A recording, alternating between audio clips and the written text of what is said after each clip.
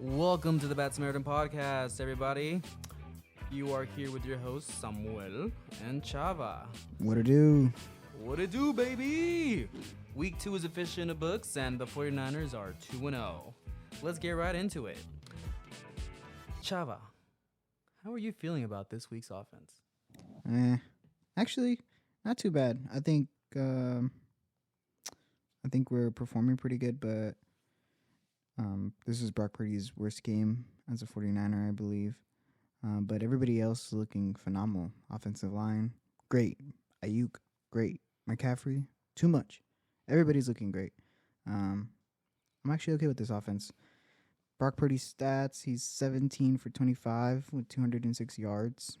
No throwing touchdowns. No rushing touchdowns. Just no throwing touchdowns. But I can't complain. We're scoring points. We're moving the ball good. It's working. How do you feel? I was just thinking about what you just said in terms of it being Brock Purdy's worst game as a 49er. It's not a bad worst game. It really isn't. I was just trying to think of if there really was a game worse than this one. And I think the only thing you say it's worse is probably because of what those missed overthrows. The missed overthrows, yep. He just missed 2 complete bombs that we could have had. We could have, been up by 50 if we wanted to. But I honestly think it's a restriction 50. on his elbow that's not allowing him to throw that far accurately. 50 though. I mean, come on. There was at least 2 touchdowns up there. I'm still processing whether that's if it's worst game. So I feel free to guys, debate in the comments. Because, Brock had a pretty clean game overall. No turnovers, protecting the ball pretty well, getting the ball out really quickly. But just give my little recap on offense. I agree with you. I think Ayuk is a dog. Hope he's okay long term with that shoulder. Hopefully it was just a stinger. I think the X-rays were saying that nothing structural is messed up. I'm a little worried about the Giants on a short week. If he is a little banged up, maybe rest him. I think I'm just got a little PTSD from all the injuries we've had in the past, so I'd rather err on the side of caution. But man, he's looking like he's on a collision course with the Pro Bowl. Hopefully he doesn't play it because the team's busy playing another game at the end of the season. But he's phenomenal. Debo's looking like classic vintage Debo. I think that little that touchdown on the left-hand side where he kind of kept it in bounds. I know you and I were watching the game, and I think there was a failed screen on the right-hand side earlier in the game, and we were just like, what's Kyle doing? And then he's like, here he goes again. And then we both immediately just got quiet because Debo decided to be a dog. And cut it back inside and, go for those 7 yards by himself and basically, help start putting this game away. And that's why you pay him, man. Yeah, man. But I think just also echo with the CMC stuff. What I'm seeing in the receiving core overall is great, man. Great blocking. Man, the Juwan Jennings kind of a little salt and pepper here and there, making some tough catches, getting open, getting involved in the blocking game. I saw it from Ronnie Bell. You're seeing across the board. These guys are out there willing to do what's necessary. And as of this season, I really see the Kyle Shanahan effect in our receiving core, which is fantastic. I'd like to see that level of production with the running backs. I know. I think last week I was talking about, resting guys, rotation, and people on Twitter talking smack. But, this is what I'm talking about, man. 100% of the snaps, man, is too much. We got big games to play out in the season, and you got to start rationing these guys. I think what I get concerned about is not just CMC's injury, but when it comes time in the game to bring in an Eli Mitchell or J.P. Mason or any other, running back into the game. They're just not going to be prepared. Yeah, you're cold. You don't have a feel for the game. Maybe you haven't really been paying attention as much as you should. You can only mentally prepare for a game, and it's only gonna take you so far. You need the in-game reps. And how am I even saying 50-50? I'm just saying, bro. After McCaffrey, basically tried to kill a Witherspoon into the turf. Put Eli in, put Mason in, just for a run up the gut. I think what I was seeing from Brock Purdy in those QB sneak situations, that line right behind the center and the guard play, they were getting 2 or 3 yards on those QB sneaks. And my ask is, kind of echoing what we saw in the Steeler game when we needed 1 yard. It's we can't come up with a play design that gets Juice and some other running back there so we can just push for a 1 yard. I think I'm still kind of hung up over on the swing out pass on 4th-1 to Kittle last week, where we needed 1 yard, and this week it looks like Kyle resorted to QB sneaks, which I'm okay with until Brock Purdy gets hit or something, and I'm not okay with it. But I'd like to see us bring in some other backs to maybe kind of explore for some of those things, just because I also think it gives defensive coordinators another additional thing to worry about. But Yeah. it sounds like during the press conferences and whatnot, Kyle's addressing it, so he's looking to be a little bit more versed. But that's kind of what I saw from offense. But I am getting an inkling of maybe this is McCaffrey's, last dance as a 49er if things keep going this way, which is pretty sad. He's on pace for 978 snaps this year, which would be his second highest in his career. 2019 he had 1,039 snaps. Um, if that is true, let's say we just run him into the ground, he gets injured, and we have to let him go. And I don't want that to happen because I do think McCaffrey's special, and I do think we can build a nice offense around him. But I see no reason why we can't have Mitchell or JP. we're not gonna let him go, bro. We're gonna have the D Ford situation where he's just injured. He's not gonna be effective. Well, yeah, that's So that's it's- so the it's- same same difference. The thing here is that we just need to protect the players from themselves. CMC is not going to come out of the game. Totally get it. But it's on Kyle, man. We got to preserve these guys to the end of the year because we got big games to play.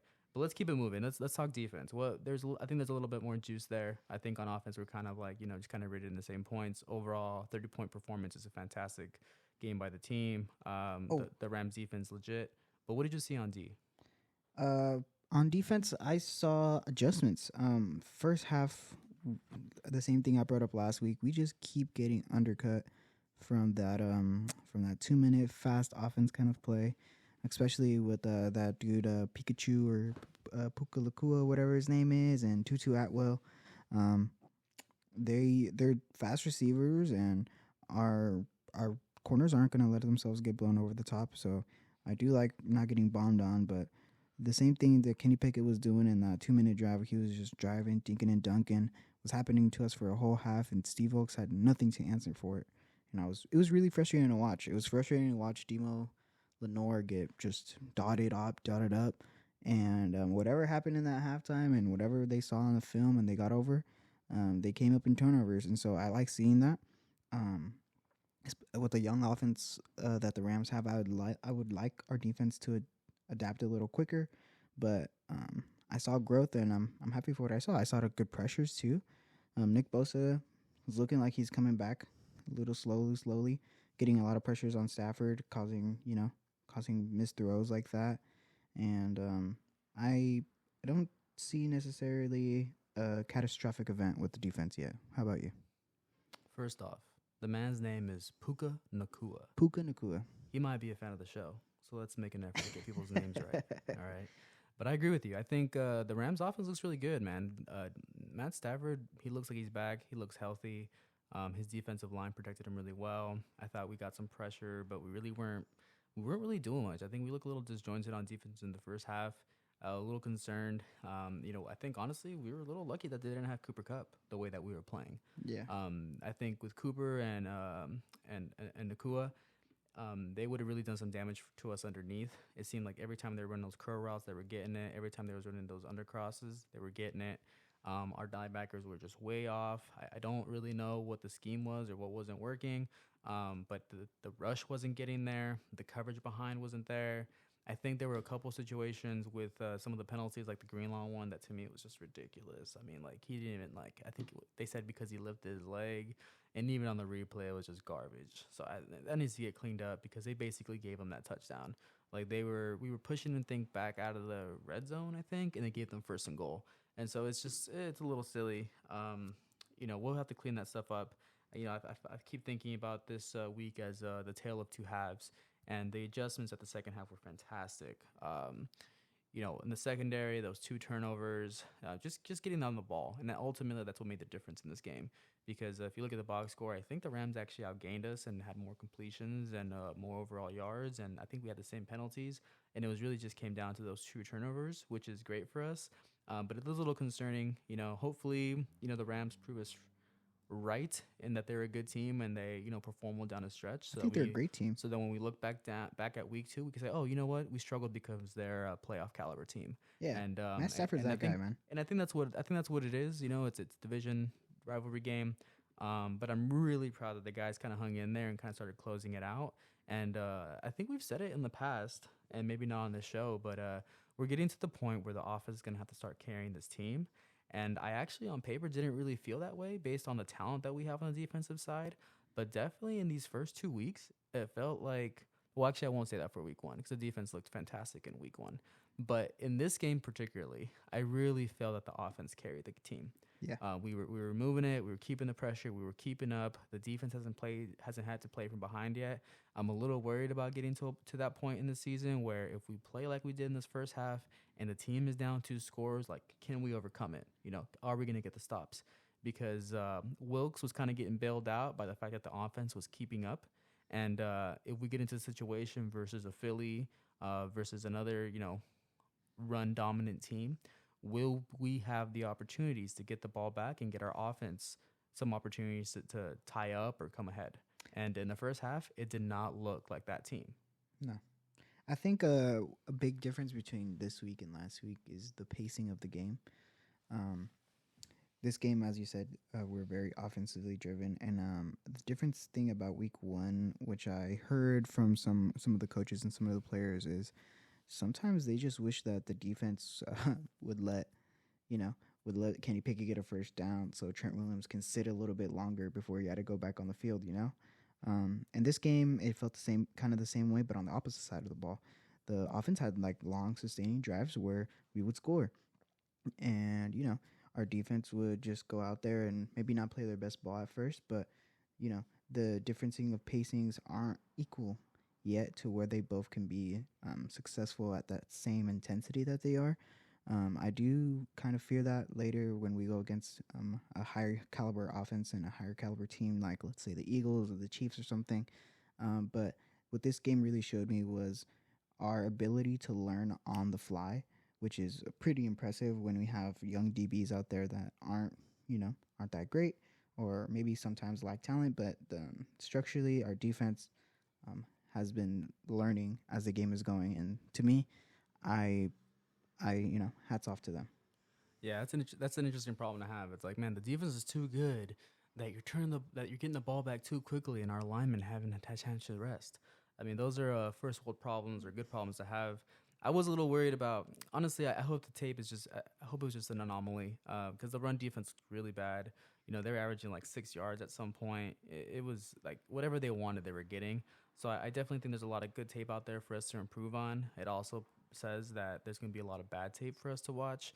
I think we're a little lucky, and I think I'm going to go into, second to last segment here. But when it comes to the Giants coming up in a couple days, we're lucky that they don't have Saquon because the run game was kind of looking kind of vulnerable. And, I don't know who their backups are actually at the moment, but, it presents a problem for us there if we can't seem to cover that. And I'm sure Daniel Jones is going to try to get some yards on his legs, so we'll see how it go. But before we go into predictions, however, how did you feel about the special teams? Hey man, Jake Moody's looking a lot better. He's looking a lot more confident in himself. 3 for 3. 3 for 3. And at first, shout out to all the haters who said we shouldn't have drafted a kicker. I was almost one of those haters where I'm like, man, maybe we should have just got an old vet, or maybe we should have paid Robbie. But if this works out, it's always a good investment to draft a kicker who's going to be reliable like that and who's going to grow with us, and we're going to get him for the low. And Jake Moody's he's looking really good. He's looking calm, poised. Exactly what I needed from him in the preseason when he was kind of looking at ghosts out there, but he hasn't shown those same tendencies now. Maybe he went to some kicking camp or something, or maybe he's just feeling. He's that guy, bro. Sometimes we were talking about practice. Practice. Come on, bro. My boy game ready, bro. He game bred. Yeah. You saw him out there. He's been on the road. He hasn't even been home yet. You know what I'm saying? He's outside, bro. Outside. My boy's outside. Okay, and those field goals mattered. Those field goals were making the difference in keeping the offense ahead of the defense. And so shout out to Moody, bro. Shout out to Wisniewski too. He's been doing really good punting And overall, that special teams unit, man, like no one gives them enough credit. Everyone talks smack on them when things go bad or there's missed assignments. And there's a lot of that going around during training camp. And have not seen any of it so far. He did have that kind of like weird slip, but it looked kind of like more of like a turf issue on the thing.